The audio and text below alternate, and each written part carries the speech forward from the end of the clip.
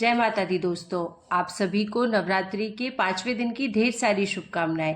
आज के इस वीडियो में आप सुनेंगे माँ स्कंद माता की संपूर्ण कथा। देवासुर संग्राम के सेनापति भगवान स्कंद यानी भगवान कार्तिकेय जी की माता होने के कारण इन्हें स्कंद माता के नाम से जाना जाता है। यह देवी शक्ति और सुख का एहसास कराती है। स्कंद माता सूर्यमंडल की अधिष्ठात्री देवी है, इसी कारण इनके चेहरे पर तेज विद्यमान है। इनका वर्ण शुभ्र है। भगवान स्कंद को बाल रूप में गोद में बिठाए हुए यह देवी वात्सल्य से ओतप्रोत है। माँ की उपासना के साथ ही भगवान स्कंद की उपासना स्वयं ही पूर्ण हो जाती है, क्योंकि भगवान बाल स्वरूप में सदा ही अपनी माँ की गोद में विराजते रहते हैं। भवसागर के दुखों से मुक्ति पाने के लिए इससे दूसरा सुलभ साधन कोई नहीं है। स्कंद माता कमल के आसन पर विराजमान रहती है, इसलिए इन्हें पद्मासना देवी भी कहते हैं। इनका वाहन भी सिंह है। इन्हें कल्याणकारी शक्ति की अधिष्ठात्री भी कहा जाता है। इन देवी की 4 भुजाएं हैं। दाएं तरफ की ऊपर वाली भुजा से इन्होंने भगवान स्कंद को गोद में पकड़ा हुआ है। नीचे वाली भुजा में कमल का पुष्प धारण किया हुआ है। बाईं तरफ ऊपर वाली भुजा में वर मुद्रा में है और नीचे वाली भुजा में कमल का पुष्प है। देवासुर संग्राम में तारकासुर नाम के दैत्य का वध करने के लिए ही भगवान स्कंद की उत्पत्ति हुई थी। प्राचीन कथा के अनुसार कार्तिकेय जी का जन्म भगवान शिव और देवी पार्वती से दूर सरकंडे के एक वन में हुआ था। उस बालक के 6 मुख थे।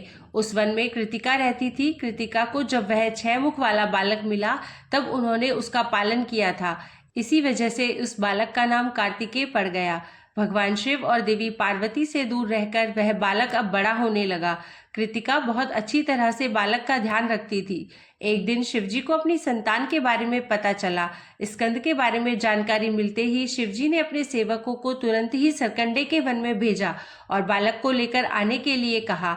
शिवजी के दूत वीरभद्र, विशालाक्षी, श्रवण, गौकर्णाश, दधिमुख आदि सरकंडे के वन में पहुंचे और कृतिका के साथ कार्तिकेय स्वामी जी को लेकर शिवजी के पास वापस लौट आए। कार्तिकेय जी कैलाश पर्वत पर पहुंचे तो सभी बहुत प्रसन्न। शिवजी और देवी पार्वती ने बालक को गले से लगाया और उसे बताया कि तुम हमारी संतान हो। शिवजी पार्वती जी ने कार्तिकेय को परिवार का महत्व समझाया और परिवार के साथ ही समाज की भलाई के लिए काम करने की सीख भी दी। तब शिवजी ने कार्तिकेय जी से कहा कि तुम बहुत वीर हो, इसलिए पुत्र आज से तुम्हें देवताओं का सेनापति नियुक्त किया जा रहा है। उस समय तारकासुर नाम के दैत्य ने बड़ा आतंक मचा रखा था और उसे वरदान मिला हुआ था कि उसका वध भगवान शिव के पुत्र द्वारा ही होगा। जब कार्तिकेय जी देवताओं के सेनापति बने तब उन्होंने तारकासुर का वध किया था। माँ भगवती के स्कंद माता स्वरूप की असली पहचान उनके पुत्र स्कंद की वजह से ही है और संतानहीन दंपतियों को खास तौर पर आज के दिन स्कंद माता की पूजा अवश्य करनी चाहिए। स्कंद माता की कृपा से निसंतानों को संतान सुख मिलता है और संतान से जुड़ी समस्याएं भी दूर हो जाती है। बोलिए स्कंद माता की जय।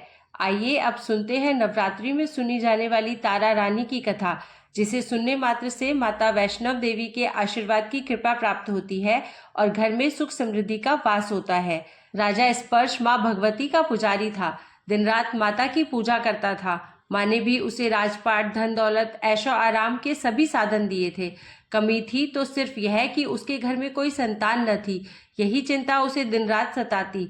वो माँ से यही प्रार्थना करता रहता था कि माँ मुझे एक लाल दे दो ताकि मैं भी संतान का सुख भोग सकूं। मेरे पीछे भी कोई मेरा नाम लेने वाला हो, मेरा वंश भी चलता रहे। माँ ने उसकी पुकार सुन ली। एक दिन माँ ने आकर राजा को स्वप्न में दर्शन दिए और कहा, हे राजन, मैं तेरी भक्ति से बहुत प्रसन्न हूँ और तुझे वरदान देती हूँ कि तेरे घर में 2 कन्याएं जन्म लेंगी। कुछ समय के बाद राजा के घर में एक कन्या ने जन्म लिया। राजा ने अपने राज दरबारियों को बुलाया, पंडितों व ज्योतिषियों को बुलाया और बच्ची की जन्म कुंडली तैयार करने का आदेश दिया। पंडित तथा ज्योतिषियों ने उस बच्ची की जन्म कुंडली तैयार की और कहा, हे राजन, यह कन्या तो साक्षात देवी है। यह कन्या जहाँ भी कदम रखेगी वहाँ खुशियाँ ही खुशियाँ होंगी। यह कन्या भी भगवती की पुजारिन होगी। उस कन्या का नाम तारा रखा गया। कुछ समय के बाद राजा के घर वरदान के अनुसार एक और कन्या ने जन्म लिया। मंगलवार का दिन था। पंडितों और ज्योतिषियों ने जब जन्म कुंडली तैयार की तो उदास हो गए। राजा ने उदासी का कारण पूछा तो वे कहने लगे, महाराज, यह कन्या आपके लिए शुभ नहीं है। राजा ने उदास होकर ज्योतिषियों से पूछा कि मैंने ऐसे कौन से बुरे कर्म किए हैं जो इस कन्या ने मेरे घर में जन्म लिया है। उस समय ज्योतिषियों ने अपनी ज्योतिष विद्या से ज्ञात करके बताया। वे कहने लगे कि ये दोनों कन्याएं जिन्होंने आपके घर में जन्म लिया है, पिछले जन्म में राजा इंद्र की अप्सराएं थी। इन्होंने सोचा कि हम भी मृत्युलोक में भ्रमण करें तथा देखें कि मृत्युलोक पर लोग किस तरह रहते हैं। दोनों ने मृत्युलोक पर आकर एकादशी का व्रत रखा। बड़ी बहन का नाम तारा था तथा छोटी बहन का नाम रुक्मण था। बड़ी बहन तारा ने अपनी छोटी बहन से कहा कि रुक्मण, आज एकादशी का व्रत है, हम आज भोजन नहीं करेंगे, तू बाजार जाकर फल ले आ। रुक्मण बाजार फल लेने के लिए गई। वहां उसने मछली के पकौड़े बनते देखे। उसने अपने पैसों के तो पकौड़े खा लिए तथा तारा के लिए फल लेकर वापस आ गई। फिर क्या था, फल उसने तारा को दे दिए। तारा ने पूछा कि तू अपने लिए फल क्यों नहीं लाई, तो रुक्मण ने बताया कि उसने मछली के पकौड़े खा लिए हैं। उसी वक्त तारा ने शाप दिया, जा नीच, तूने एकादशी के दिन मांस खाया है, नीचों का कर्म किया है, जा मैं तुझे शाप देती हूँ, तू नीचों की योनि पाए। छिपकली बनकर सारी उम्र मांस अर्थात कीड़े मकोड़े खाती रहे। उसी शहर में एक ऋषि गुरु गोरख अपने शिष्यों के साथ रहते थे। उनके शिष्यों में एक चेला तेज स्वभाव का तथा घमंडी था। एक दिन वो घमंडी शिष्य पानी का कमंडल भरकर खुले स्थान में एकांत में जाकर तपस्या पर बैठ गया। वो अपनी तपस्या में लीन था। उसी समय उधर से एक प्यासी कपिला गाय आ गई। उस ऋषि के पास पड़े कमंडल में पानी पीने के लिए उसने मुंह डाला और सारा पानी पी गई। जब कपिला गाय ने मुंह बाहर निकाला तो खाली कमंडल की आवाज सुनकर उस ऋषि की समाधि टूटी। उसने देखा कि गाय ने सारा पानी पी लिया था। ऋषि ने गुस्से में आ उस कपिला गाय को बुरी तरह चिमटे से मारा। वह गाय लहूलुहान हो गई। यह खबर गुरु गोरख को मिली। उन्होंने जब कपिला गाय की हालत देखी तो उस ऋषि को बहुत बुरा भला कहा और उसी वक्त आश्रम से निकाल दिया। गुरु गोरख ने गाय माता पर किए गए पाप से छुटकारा पाने के लिए कुछ समय बाद एक यज्ञ रचाया। इस यज्ञ का पता उस शिष्य को भी चल गया जिसने कपिला गाय को मारा था। उसने सोचा कि वह अपने अपमान का बदला जरूर लेगा। यज्ञ शुरू हो गया। उस चेले ने एक पक्षी का रूप धारण किया और चोंच में सर्प लेकर भंडारे में फेंक दिया, जिसका किसी को पता न चला। एक छिपकली जो पिछले जन्म में तारा देवी की छोटी बहन थी तथा बहन के शाप को स्वीकार कर छिपकली बनी थी, सर्प का भंडारे में गिरना देख रही थी। उसे त्याग व परोपकार की शिक्षा अब तक याद थी। वह भंडारा होने तक घर की दीवार पर चिपकी समय की प्रतीक्षा करती रही। कई लोगों के प्राण बचाने हेतु उसने अपने प्राण न्यौछावर कर लेने का मन ही मन निश्चय किया। अब खीर भंडारे में दी जाने वाली थी। बांटने वालों की आंखों के सामने वह छिपकली दीवार से कूदकर कढ़ाई में जा गिरी। नादान लोग छिपकली को बुरा भला कहते हुए खीर की कढ़ाई को खाली करने लगे। उन्होंने उसमें मरे हुए सांप को देखा। तब सबको मालूम हुआ कि छिपकली ने अपने प्राण देकर उन सबके प्राणों की रक्षा की है। वहां उपस्थित सभी सज्जनों और देवताओं ने उस छिपकली के लिए प्रार्थना की कि उसे सब योनियों से में उत्तम मनुष्य जन्म प्राप्त हो तथा अंत में वह मोक्ष को प्राप्त करे। तीसरे जन्म में वह छिपकली राजा स्पर्श के घर कन्या जन्मी। दूसरी बहन तारा देवी ने फिर मनुष्य जन्म लेकर तारामती नाम से अयोध्या के प्रतापी राजा हरिश्चंद्र के साथ विवाह किया। राजा स्पर्श ने ज्योतिषियों से कन्या की कुंडली बनवाई। ज्योतिषियों ने राजा को बताया कि कन्या आपके लिए हानिकारक सिद्ध होगी, शकुन ठीक नहीं है, अतः आप इसे मरवा दीजिए। राजा बोले, लड़की को मारने का पाप बहुत बड़ा है, मैं उस पाप का भागीदार नहीं बन सकता। तब ज्योतिषियों ने विचार करके राय दी, हे राजन, आप एक लकड़ी के संदूक में ऊपर से सोना चांदी आदि जड़वा दें, फिर उस संदूक के भीतर लड़की को बंद करके नदी में प्रवाहित कर दीजिए। सोने चांदी से जड़ा हुआ संदूक अवश्य ही कोई लालच से निकाल लेगा और आपको कन्या की हत्या का पाप भी नहीं लगेगा। राजा सबकी बात से सहमत हो गया। अंततः ऐसा ही किया गया और नदी में बहता हुआ संदूक काशी के समीप एक भंगी को दिखाई दिया। वह संदूक को नदी के बाहर निकाल लाया। उसने जब संदूक खोला तो सोना चांदी के अतिरिक्त अत्यंत रूपवान कन्या दिखाई दी। उस भंगी के कोई संतान नहीं थी। उसने अपनी पत्नी को वह कन्या लाकर दी तो पत्नी की प्रसन्नता का ठिकाना न रहा। उसने अपनी संतान के समान ही बच्ची को छाती से लगा लिया। भगवती की कृपा से उसके स्तनों में दूध उतर आया। पति पत्नी दोनों ने प्रेम से कन्या का नाम रुक्को रख दिया। रुक्को बड़ी हुई, उसका विवाह हुआ। रुक्को की सास महाराज हरिश्चंद्र के घर साफ सफाई आदि का काम करने जाया करती थी। एक दिन वह बीमार पड़ गई। रुक्को महाराजा हरिश्चंद्र के घर काम करने के लिए पहुंच गई। महाराज की पत्नी तारामती ने जब रुक्को को देखा तो वह अपने पूर्व जन्म के पुण्य से उसे पहचान गई।